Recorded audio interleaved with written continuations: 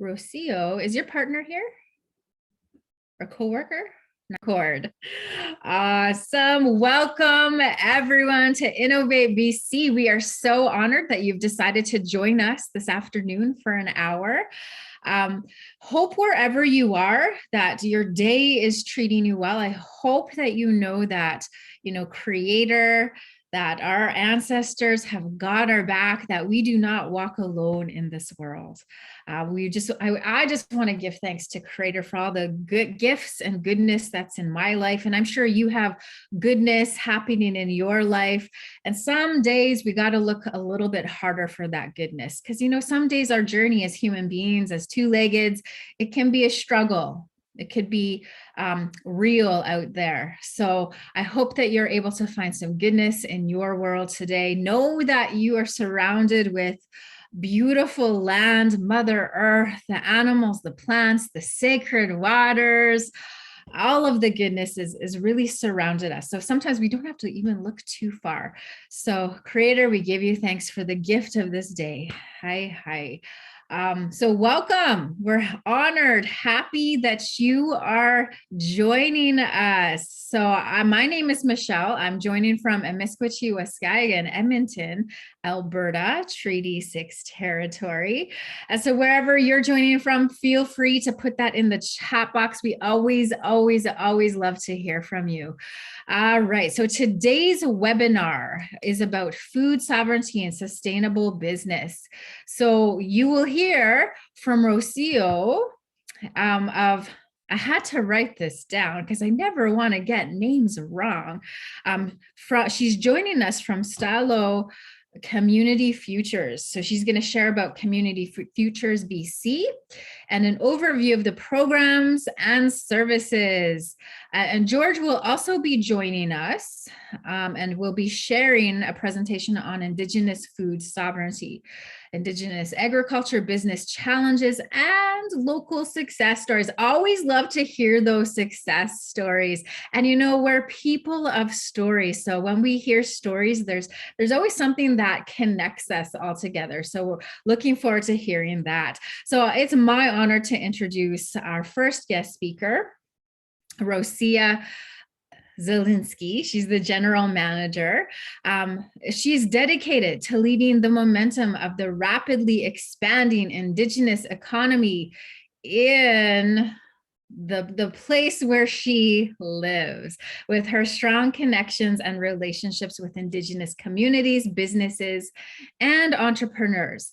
So since joining the S'olh Community Futures in 2005, as an operations manager, and now in her role as a general manager since 2019, she contributes to the social and economic well-being of S'olh Téméxw, and you're going to have to correct me on that one. I tried. So the S'olh Téméxw.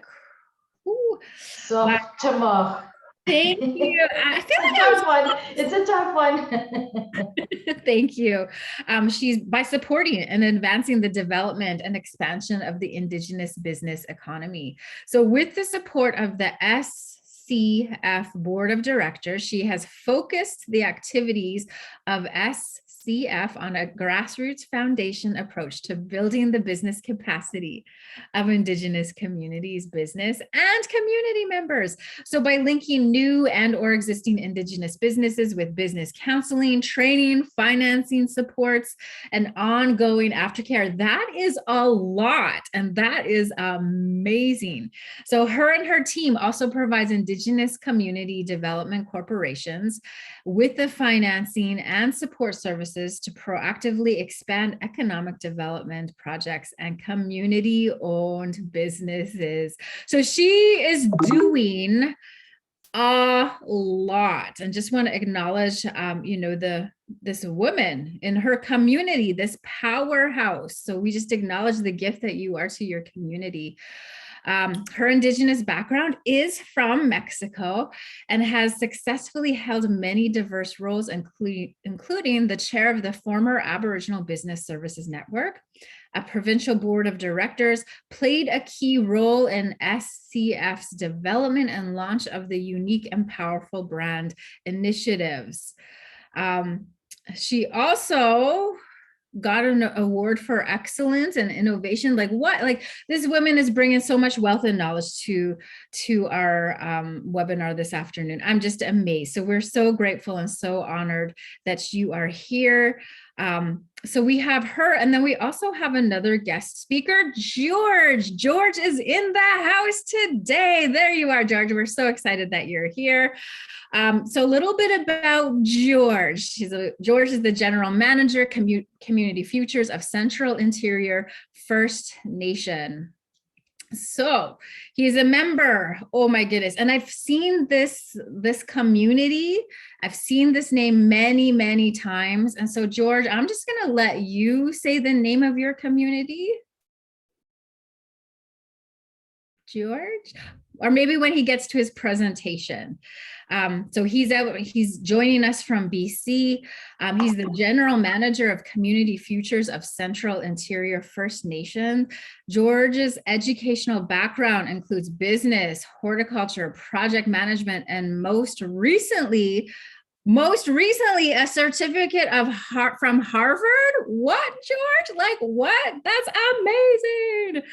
That's amazing. As a member of his community, George proudly served 4 terms on CIFN Council. And when not on council, he managed and supervised many areas, including housing, education, and special projects, co-writing and developing the first retail band owned and operated business, as well as rebranding what is now known as the Petro-Canada, is one of the many projects that he had worked on for his community. So entrepreneurship has always been a special interest to him, as he has owned a number of successful businesses, including landscaping, transportation, consulting, and currently farming. So being a long-term board member for All Nations Trust Company and past president has also allowed George to support aspiring Indigenous entrepreneurs for many years. And also this guy's resume is stacked as well. So I feel like we're in good hands. I feel like I've been talking way too much, especially with these 2 incredible speakers that we have today. So welcome everybody, and let's welcome these amazing folks to the stage. So I'm going to pass it off to you, Rocio. The floor is yours. Thank you, Michelle. That was amazing. The energy, and just sounded like, oh my goodness, this is an amazing group to be here to speak to and share information about community futures across Canada on the provincial level for the Western provinces and here in BC. So I just need a second to get the presentation going and swap that. Can everyone see my screen? It looks like that's a yes. So again, thank you again for the opportunity to be here today. This is a huge privilege for me to be speaking to you all from S'olh Téméxw, the unceded traditional territory of the Stó people here in Chilliwack, BC. Again, my name is Rocio Zielinski. My Indigenous background is from Mexico, as Michelle said, and the general manager. And I've loved this position. I love the job that I've been doing. I've been here for 16 years, and excited that we can be here to grow the Indigenous economy through rural economic development as a Community Futures office here in BC. So I just want to run through sort of like taking it nationwide. Community Futures is across Canada. There's 267 Community Futures organizations across the country. And from this larger network is then the Community Futures Pan West network. And it's a joint initiative of 4 provincial Community Futures Association in BC, Alberta, Saskatchewan, and Manitoba. And this established in 1996, and they provide community futures organizations in rural Western Canada the supports that they need to do all of the great work that they do. And sorry to interrupt, Rocio. Yeah. We don't see your PowerPoints. Oh. Can you, let me try that again. Okay. Oh. That's interesting. My apologies. Let me try that again. Share screen.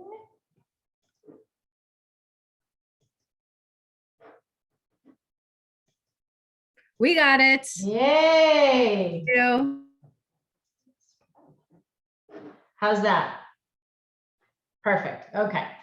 So let me take you to that slide that I was just talking about, the cross-Canada nationwide community futures, then down to the Pan West, where there's just the 4 provinces of BC, Alberta, Saskatchewan, and Manitoba.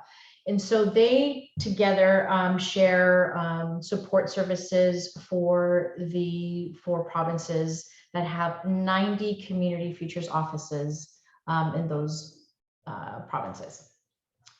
We are a federally funded organization. Western Economic Diversification has been around since 1988, and they were providing the supports for all of the community futures offices on the West. But then in 2021, they broke down into 2 agencies. One is the Pacific Economic Development Canada, Pacific Can specifically for British Columbia, and then there was Prairies Economic Development Canada, which is Prairies Can. And that's for Alberta, Saskatchewan, and Manitoba. Here in BC, Pacific Can supports rural business innovation and community economic development. And one of their strategic priorities is including helping increase economic participation by Indigenous peoples, women, and youth. I wanted to share this slide with you to show you the impacts and the benefits of working with a community futures office. And these stats are specifically for the Pan West. And you can see that top line, the survival rate of those businesses that were supported through community futures, the longevity. You can see how it's continued on versus the non-assisted businesses who at that same time of the 9 years was decreasing instead of sustaining itself at that same time frame. Here in British Columbia, we have Community Futures BC, and there's 34 offices in the rural province, and we have been around for 35 years supporting entrepreneurs. We're nonprofit, and we're run by a volunteer board of directors and supported by salaried staff. Our mandate as Community Futures as a whole is to provide supports to small businesses and rural economic diversification, and working with communities and business leaders to foster that rural economic growth. And here's some of the services that we do so we can help with starting a business, selling a business, buying a business, expanding a business. And we do that through business support services and even some business loans. We're not a bank, we're very different from a bank. We're developmental lenders, and we're providing these support services to help businesses get started. Some of the other support services we provide are helping guide and support you in business plan development and viability assessments to ensure that the business that an entrepreneur wants to get into is going to be successful. As I mentioned, there's some loan fund programs, business training for entrepreneurial workshops to build skills and tools to be a successful entrepreneur, and aftercare is really important for us. Now, although we all have these same core mandates and support services, every CF office is different in that we're in different regions of the province. So some may be tourism focused, some may be more into agritourism. So it just depends on the area of where the Community Futures office is located as to where they would be expanding in other programs and supports. Here in BC, we're so fortunate that we have 4 Indigenous specific community futures offices. We have New Chalmette Economic Development Corporation, and they're located on Vancouver Island. We have George, who we're excited to listen to his presentation, my friend and colleague at Community Futures Development Corporation of Central Interior First Nation. And so they cover sort of the mid area of the province. There's Haida Gwaii Community Futures, and they're the northern part of the province. And then there's ourselves, who are sort of the lower region of BC. So we work with specifically Canadian Indigenous First Nation people, Métis or Inuit. And the key is to be 51 Indigenous owned and controlled. That is critical to be able to offer our services to entrepreneurs. One thing to look at as well is we've gotten calls over time where someone is within one of our communities, but they're living in another province. You have to be living within the service area and develop your business within that service office so that we can provide our services with our Community Futures office. Sorry about that. Here in S'olh Téméxw, this is our service area. It's pretty large. I'm not sure where everyone is from that's attending, but we're bottom left-hand corner is the Fort Langley area where Kwantlen First Nation is. And if you follow that river all along, all the way to the top, that's the Simon Fraser River. And at the end of it is Yale First Nation. Right at the top, it says Buzzum, but we don't go that far. We're just to Yale First Nation there, both sides of this river. And there's a total of 24 First Nation communities in our service area and approximately 15,000 Indigenous people that live in this area. As Community Futures Stó, we provide ongoing support to Indigenous entrepreneurs and businesses to foster entrepreneurial growth in our area. And we're so excited and just truly honored that we received this award from the Indigenomics Institute. It's led by Caroline Hilton. She's the CEO with a great group of people. And just to get this, 10 to watch list in 2020 really kind of provided us that validation from a nationwide perspective that, we're on the right track and we're doing the right things. This award specifically is for organizations that have demonstrated excellence, innovation, leadership, and committed action towards the growth of the Indigenous economy. So we're pretty happy to share that with everyone. We also provide free business training and workshops, as all of the other CFs as well do. They're just different depending on the office. And for us, we really want to provide the skills and tools like in planning your marketing, what's your marketing plan, your business operation. And we do this sort of ad hoc as a nonprofit organization. We're looking to our partners and stakeholders to provide us with assistance to hold these amazing sessions throughout the year. As I mentioned earlier, we provide different loan programs through each Community Futures office. For us, we have 4 in particular. One's a provincial program I'll talk about at the end there. The first one is the microloan program. It's been a very successful program for us because a lot of people don't need a lot of money to get started or expand their business. Maybe they may need some tools and some equipment to get started, and they don't need that much. In this particular case, one of the fashion designers needed some material and a sewing machine that broke to help her keep doing her business, and not a lot of money is needed. So that has been a great program for us. The other one is sort of the larger funds. As Community Futures, we can't lend more than $150,000. That's our max under our mandates with Pacific Can. So, but this fund is really for the larger loans that are required. I have a picture here of AJ Towing. It's a Métis mom and son towing company, and they needed a bigger towing truck, a newer towing truck for their company to keep growing and expanding. We have our Impact Investment Fund, and so this is specifically a partnership that we have with Van City, and we're so excited that they supported us in providing us some funding so that we can lend to the Indigenous community-owned businesses. They're doing larger projects and need above that $150,000 maximum. And so this fund is not through Van City. They've just given us the fund to administer it. And we've been able to help some of the community-owned businesses, start 2 campgrounds and, an electrical company, and they just need those larger funds for larger staff. And we're so excited to have that amazing partnership with Van City. And this provincial program is for entrepreneurs with disabilities. And this program is a fund through Community Futures BC that offers resources and supports to entrepreneurs that face barriers because of a self-declared disability, ongoing healthcare issues, or have been assessed to having a disability, whether it's physical, emotional, or with mental health barriers.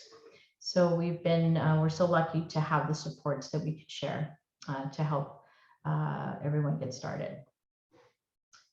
Recently, we took a survey. We wanted to find out how many existing Indigenous-owned businesses were within our territory.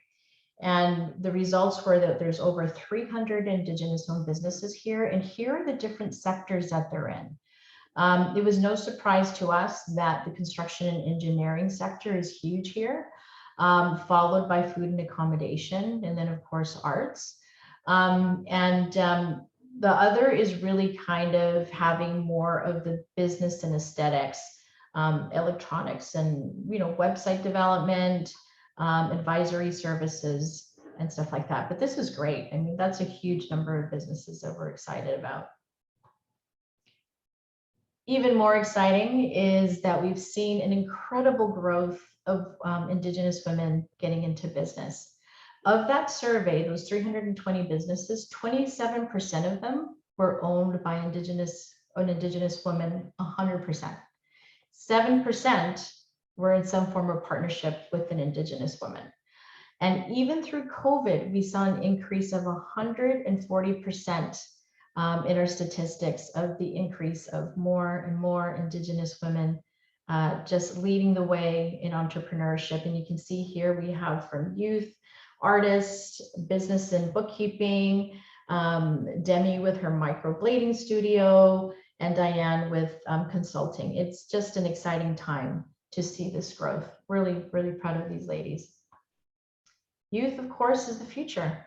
So we want to ensure that we're investing in providing them the resources and supports that they need to keep that energy of the vision that they're looking at, creating innovative companies that are addressing social issues. It's really great to see the vibrancy and the energy that they bring. So we want to continue supporting the youth with different training programs.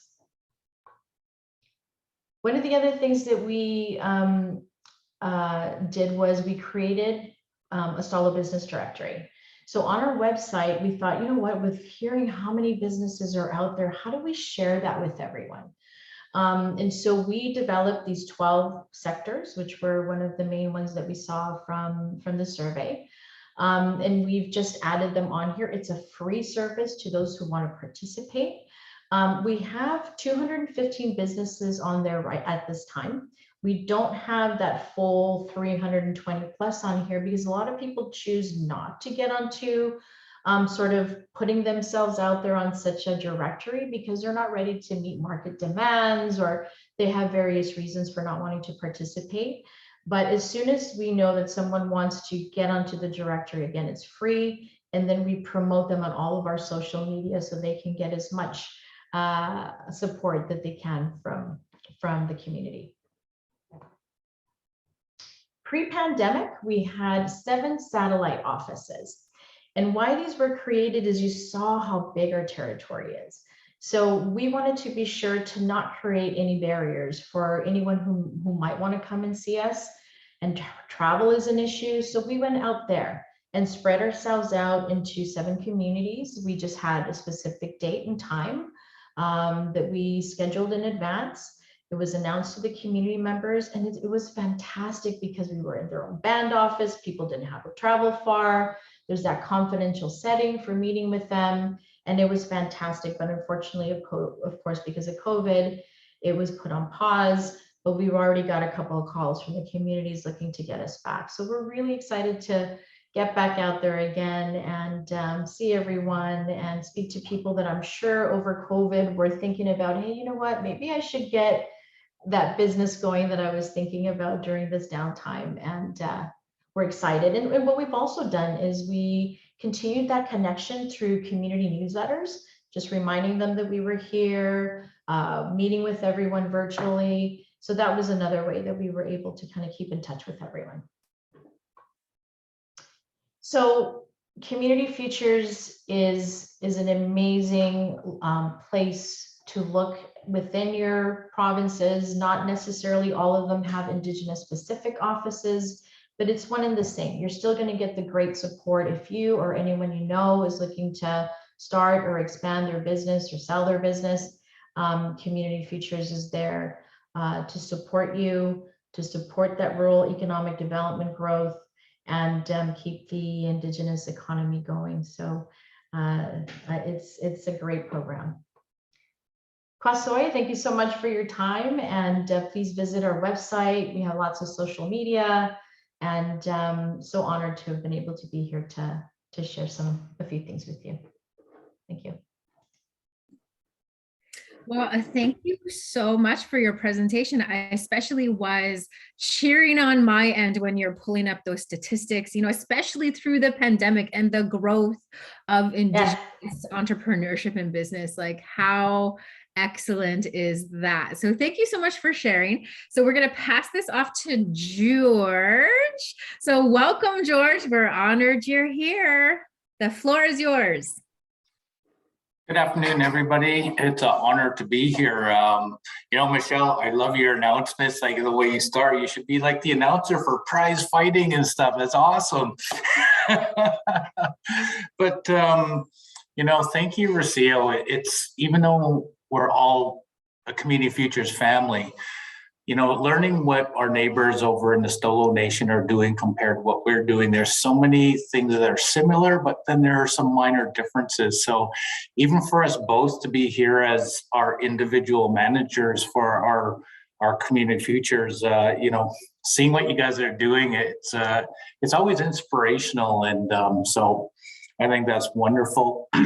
So today, you know, I don't want to repeat a lot of our administrative stuff that Community Futures does, and Rocio gave a great summary of our business services and, you know, some of the caps on our loans and everything. I wanted to talk project specific. I have the honor of working with our different communities within the interior, the Okanagan, Caribou, Chilcotin, and even as far as the Kootenays. And as long as we're hitting our targets, my governance team, my board of directors, you know, they allow me to do community projects that enhances business within our region. This is one of them that we started a couple of years ago when a pandemic hit, and it's called the S'olh Project, and it started out with a market. And that market started out of necessity because we found that our Indigenous artisans and our Indigenous farmers, they didn't have a place to sell their goods. There was no more community activities. So we just said, let's start something. And we did. We're very proud of this project. And I'll just, you know, if the video could be played, we'll spend 10 minutes with that. Then I'll get into a PowerPoint.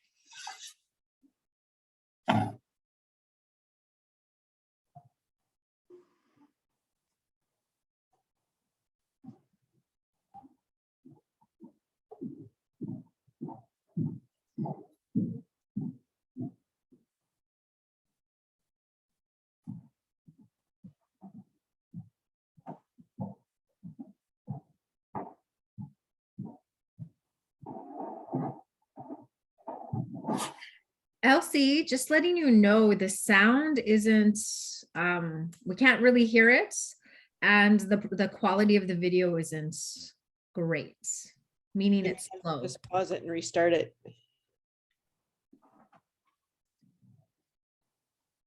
As good as technology is, sometimes it takes a bit.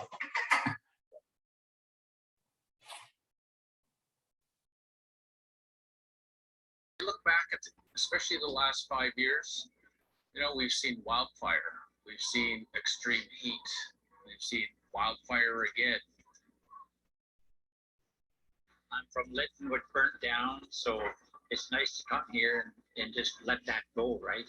In the midst of all those calamities, we're so dependent on these food chains and the logistics tied to getting produce from, you know, California or those other areas. What happens if that gets cut off because of a natural disaster? The community I'm from is just out of town, so we have a community center that's fed people three times a day up till about 2 weeks ago, until Keith and his group put us up at the powwow grounds. We had nothing. We've gone through the COVID pandemic, and through all of these things, we have to be resilient. The problem is our food system is broken. We rely on the multinationals to feed us. Kids growing up think potatoes come from the store and peas. They don't realize they come from the garden. So we have to take control back of our growing food, harvesting food, whether it be traditional ways of harvesting. It's Indigenous populations. The problem has been colonization, residential schools. There's been so much distance between how your food is grown, and we need to get that back. World destruction. That's it, plain and simple, world destruction. If you can't move, if bridges burn down, if all the forest is gone, stuff like that, if all our insects are not here and stuff like that to pollinate and everything like that, we cannot survive. If you look at the stores, a lot of the food is imported. Where you give it 60, 70 years ago, we probably grew everything. It's impossible to ignore the climate crisis that's manifesting, and so when we have food systems that are disrupted, we realize that the long sort of global supply chains can that's very vulnerable. We actually need to make an investment as a community in ensuring that our local supply chains are going to be resilient. The training the people is the key for the future of the farming. Go to Save on Foods and take out all the imported product that's not from the Nicola Valley. Those shelves will be almost empty. It's all imported. There's a difference between growing it yourself or doing that hunting and doing the processing to get it in that same package that you buy from Safeway. When you do that yourself, you learn to do that properly. That's what brings back tradition. That's part of what it means to be First Nation.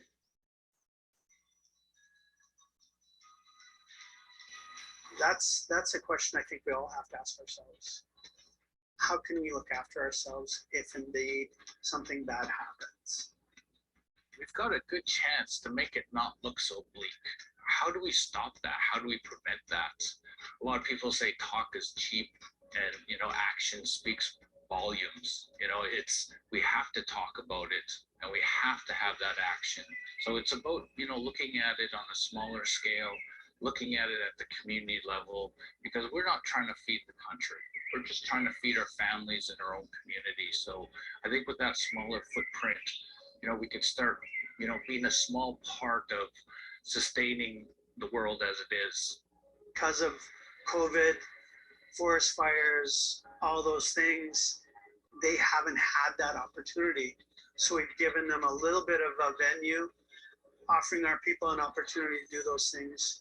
It's about getting together and helping each other. Those are the values that we talk about as Indigenous people. We're pulling together and helping each other, especially in times of need. As of COVID, everything was shut down, but it means a lot to us to get out there and move our products. It's important because it puts food on your table. It's just that little extra that everybody needs. I heard about these peoples and these other big industries like LA, where it's just smog when it gets to be bad, smoky weather out here. And I think about it and I'm like, oh, these big places live like this every day. They are walking around with masks like it's normal to them. When I watch TV, I see how big commercials are, that children influence their parents to buy vehicles. I'm like, oh my goodness, that is really something that everybody needs to keep on building and building on, because when you work with children, they're letting you know what is comfortable for them. I'm very proud that we hold and came up with a name with S'olh. And it was actually my chairperson, Keith Matthew. And he said, George, I got a perfect name for the market. S'olh Market means all my relations. When we're praying, we end our prayers with all my relations, which means all my people are behind me, So we try to remember those things because they're important to us as Indigenous people. We thought that our communities needed a place to sell their stuff, as well as our producers. For some of them, it saved them because COVID was forcing us into isolation, and they didn't have the opportunity to get out to other markets and sell their goods and services. So we provided them an outlet, and it was a lifeline for some of them. You know, we always say we're all related, and you know, I'm not just saying this, but you know, that's what I feel about everybody in the region, in the province. Like, we're either all, you know, British Columbians or all Canadians, and you know, so one way or another we're connected. If it's not through blood, it's through geography, it's through environment, it's through a disaster. We're all connected. We got to live through these things in the good times and the bad. So, you know, in a way, Queselton has a widespread meaning that we're all in this together. We wanted to make sure that if there were small farmers or artisans, folks like that, we wanted to support them. And this is a way that we can with the Queselton project. This is the Queselton Kitchen. It's a mobile unit that we could take to different communities or bring to a spot where a farm is harvesting food. It's more than just a food truck. It's more of a preserving truck. So we got the dehydrators on board right now. We're making fruit leather with strawberries. We could do salmon. We could do jerky. I've done lots of jerky that we have packs in there. We do apricots. It's an all around, you know, trying to preserve everybody's foods and to help teach and share and learn with different schools and youth, and just to share the message that, you know, there's a lot of waste product that gets discarded. You know, we're not here to make as much money. We're just here to share knowledge. And I think that's more important than any money in the world, is having people leave with the knowledge of knowing how to can properly without having any illnesses or whatnot, but like doing things in a manner where it's safe. It's a small goal to try to strive for, but it's an attainable one. And I think there's enough people out there with the interest of food security and food policy that, you know, we got enough land here. We just need more people. Let's participate. And I think that would be the hugest thing. You know, it's that learning curve. Learn what's in our food, where it comes from, and learn what's in your food, where it comes from, if we did it ourselves. And if we all did that and we thought about this every day when we put food on our dinner tables, I think it would just change everything.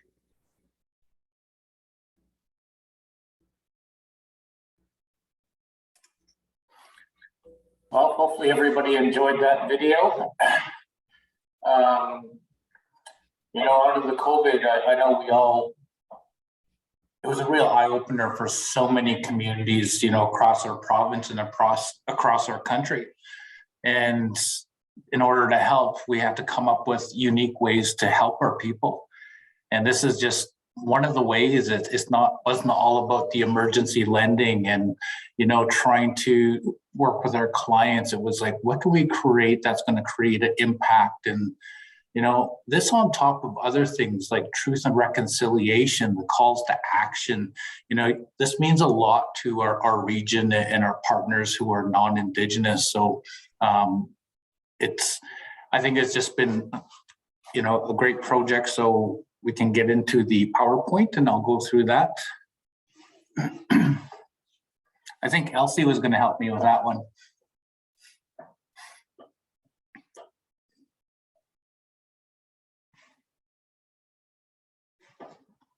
I seen it for a second. Yep, there we are. So again, Queselton translate to S'olh as all my relations. Go to the next one. The overview of the project, you've seen the video, but you know, we always talk about CIFN and what Rocio had presented as a CF. You know, those are our mandates in lending. We have to hit our targets for business training, clients, and you know, so we're all working towards those goals of creating our entrepreneurs within our region. we started this out after we started the market, and we got some funding to do the Indigenous Agricultural Situation Assessment. And we got money from Ministry of Agriculture to develop this. And we interviewed 12 of the local growers, all Indigenous, and we come up with a lot of solutions and a lot of recommendations based on the situation, which really led to accessing bigger funds and bringing in more partners. Because as you see the Gwiselton kitchen sitting right there, all in, that trailer is approximately $85,000. It's got about 20,000 of equipment on it, and we done up a feasibility study, a business plan, an agricultural curriculum to go with it, and a food safety plan. So a lot of work and documentation is provided there. We developed, the business planning and risk management, and now we're ready for some of the next steps. Can go to the next one. So we wanted to address, the vulnerable global food chains, Indigenous agriculture and food security, because like many communities, if they're like mine, and I'm from Tecumseh, I forgot to say that. I got a lot of relatives. My father, he's actually from the Okanagan First Nation, and my grandfather's from Goodfish. So, a little bit of Okanagan, Cree, and Shuswap. Anyway, the goal is to develop economic and cultural livelihoods. Can go to the next one. I always laugh at myself. I can't take myself seriously all the time. So I like including this slide. No matter what we're doing, if it's agriculture, forestry, mining, it's got to start somewhere. It comes from an idea. I actually drew on the red ink there, that embarrassing drawing. It's not a very good bear, but I showed this to my staff, and I told my staff, you know what, we need to come up with our poster boards and our pull-up banners. And they laughed at me at first, but they took the idea and everything I've listed, and it turned into something real, something that works. So I just use that as kind of a visual, thinking about how your business plan sometimes starts. And I have clients who sometimes they come in and it's like, all I have is an idea and things written down. Where do I start? And it's like, you've already started, and we can build from there. Next one. So we did 12 case studies of Indigenous farmers. We analyzed strengths, challenges, opportunities, and threats. And then we came up with recommendations for advancing Indigenous agriculture and food security. And that's for not only our service area, but we've developed this, and we're making sure our package is transferable. So if somebody up in Stó Nation seen this and said, as a nonprofit or even as a profitable business, we want to do this business model, and we'll provide all of the work that we've done, and that's been passed by Health Canada. It's real proven things where instead of paying somebody the business plan, we'll just give it to you. We're a nonprofit, and making money off of this is not what we're about. Next one. So, invited by the Ministry of Agriculture to present recommendation to their staff. It was really interesting that, a lot of bureaucrats and people who originally funded those dollars, they had a big interest into what we done here and what we accomplished. And a lot of them, I was also part of the BC Food Hub steering committee. And that was great within the province to really see a lot of food hubs start as well. Can go to the next one. So our goal was to support traditional and cultural vendors, growers, harvesters, and artisans through the pandemic. We had the weekly market for Indigenous and non-Indigenous, and we grew from 14 vendors and about 100 attendees to over 60, with about 1,600 attendees every week.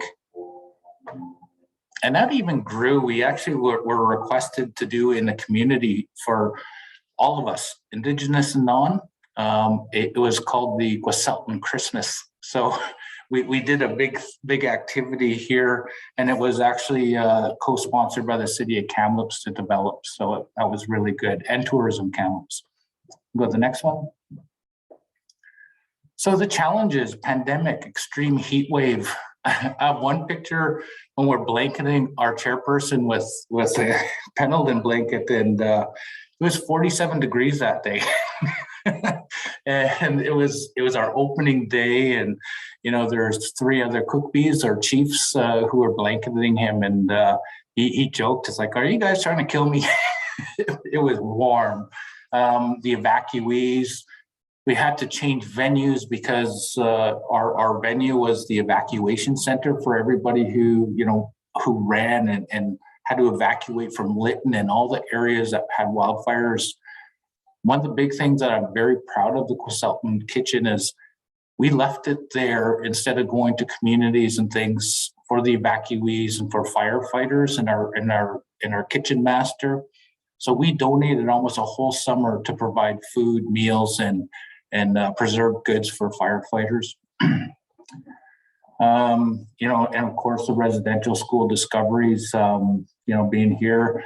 Sometimes it's hard having my office right here in a residential school. The air is heavy a lot of times, and it's hard to get away from that. But, a lot of challenges presented themselves to us.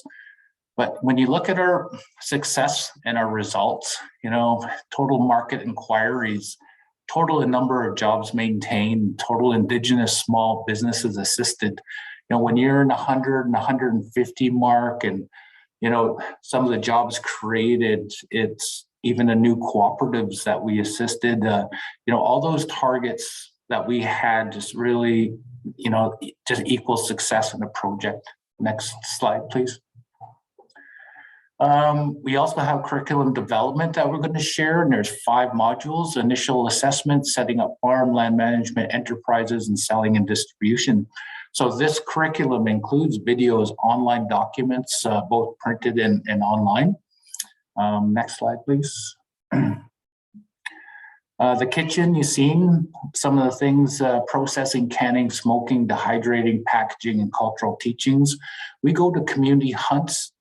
We had successful ones. If there's going to be fishing camps, or even go to schools that have their gardens, we could pull this mobile kitchen and show young people and elders and have that cooperation of teaching. We're all teaching each other. So as I mentioned, the wildfires, we aided the evacuees, firefighters, community members, and volunteers at the emergency operation centers. Next slide, please. We hosted the agritourism skills training program. That was partnership with UVic and Gustafson School of Business. We were out at the traditional hunting camps and served 3 communities. And we also hosted a dressing, butchering, and packaging workshop with the wild game that we harvested. There's so many folks who just love that whole process. Next slide, please. When we look at, again, successes and results, we always, in our world, CF world, we talk about KPIs. That's hitting your targets. And so numbers really mean a lot to us, from how many are at your open house, to how many students, to how many people were at the hunting camps and different programs we have.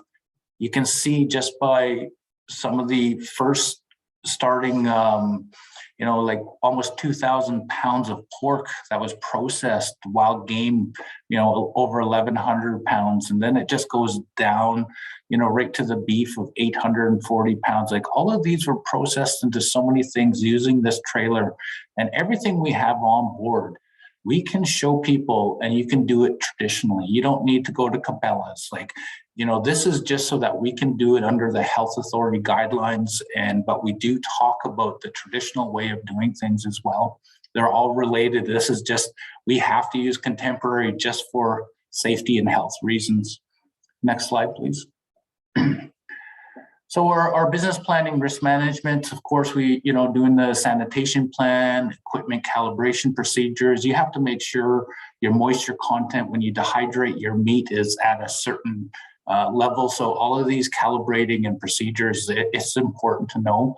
Product labeling guides, like, you can't even slap a label on a jar and sell it at a market without it meeting regulations. So we come up with the user food safety guide and the hygiene and orientation training video. That's also part of this. And the business planning we talked about. We can go to the next slide. So our food safety plan, they include everything from jams, jellies, fruit, vegetable canning, dehydration, fruit leathers, smoked meat, fish jerky, and frozen sausages. There are a few other things, but as you can see in one of the background there, the sink, you have to have 3 sinks. There's so many guidelines that we thought we just put it down in writing. So if anybody wanted to do this, this is just your go-to package. Next slide, please. Our partners, you can see there's over 20 partners. I won't even list those today, right from Thompson Okanagan Tourism Association, Quamsheen Health, to universities. There's just so many partners within our region and our community. And that's what we talked about, working together. And, I don't know how many calls to action we've hit here, but being able to embrace everybody within our area and, have that relating our circumstances to coming up with solutions is absolutely a must. And, with those, you can just see. Next slide, please. The next steps, continuing and stabilize funding for the project, building a sustainable social enterprise, seeking funding from communities the project supports, building ongoing relationships with economic development funders. Like, we're not seeking funding from the communities, but we want to find money for communities to support this kind of project. I'll have to change the wording on that. Next slide, please. And yes, Cook's Gem. And are there any questions? Woo! I mean, I'm like so excited to hear what's happening over there. We do have an opportunity. We have about 7 minutes. Anybody have any questions? I want to open the floor to anyone, for Rocio, for George. Like, how amazing, how amazing. I'm so inspired. All right, so Kristen, join us. Come on in. I am so excited. I want to thank you both for presenting. I'm sorry I was late.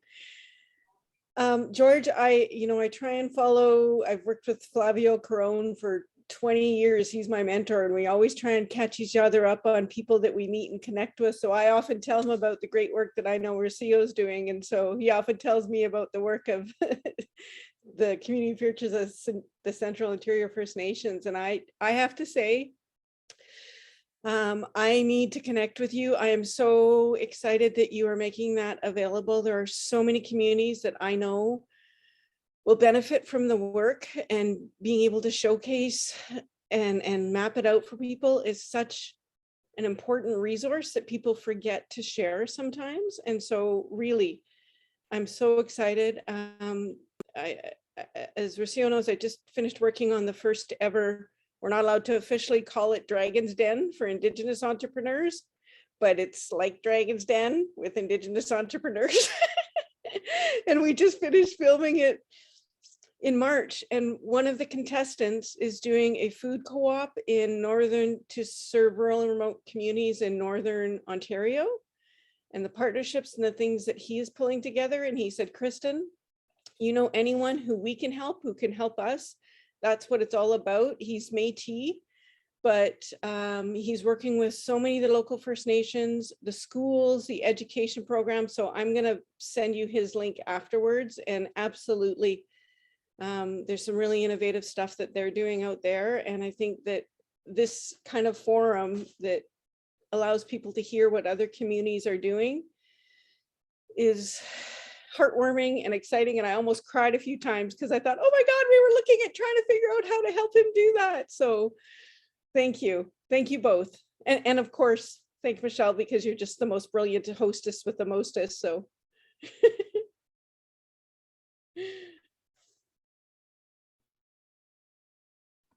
Thank you so much for your words, Kristen.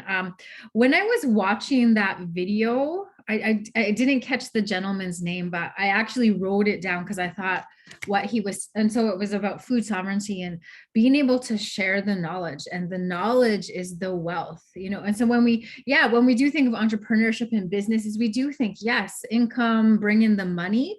But I think, you know, if we peel back as Indigenous peoples, it is about that knowledge sharing and telling that story. So that was one piece that really like struck home to me as well, and made me think about my own business and how I'm going to do things. So great. So that was just so brilliant. So great.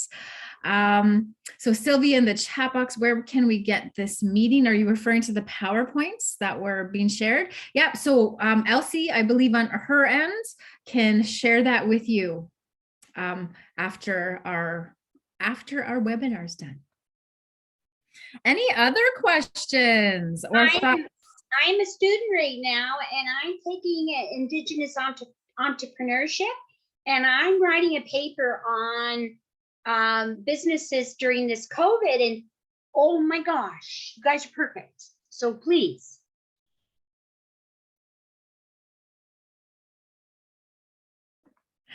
There you go. Another testimonial of your inspiration. Okay, Kristen, your hand is up.